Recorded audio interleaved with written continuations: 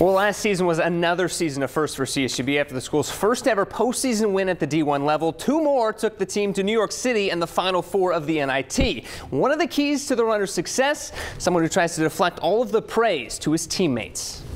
From last year's whirlwind run, Bakersfield, they're doing it again. Good work, good work. To last week's kids camp.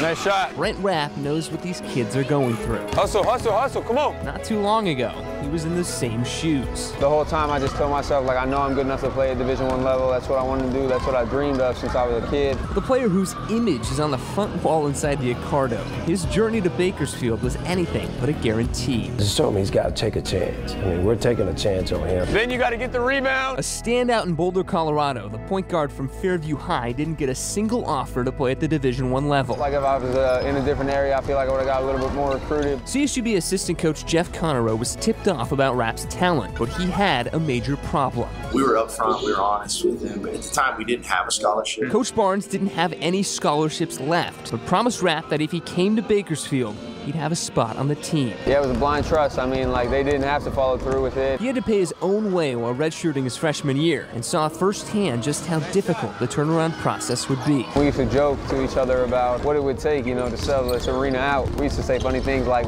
we don't even think it would sell out if Kobe came. Kobe never came, but when Wrapp finally hit the floor, he quickly excelled.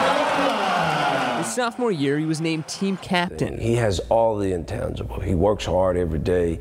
He tries to get along with every player. Going into his 5th year on the program, when he's on the court, he runs the offense and is the complete floor general. The trust he put in Coach Barnes, now repaid in full. Comes over and I ask him, what are we going to do? And he tells me, and then I kind of relay it to everybody else. I've looked good for the last 2 years because of his smarts. Come on, Tyler, knock down. An example to all these kids, how having faith in yourself can pay off.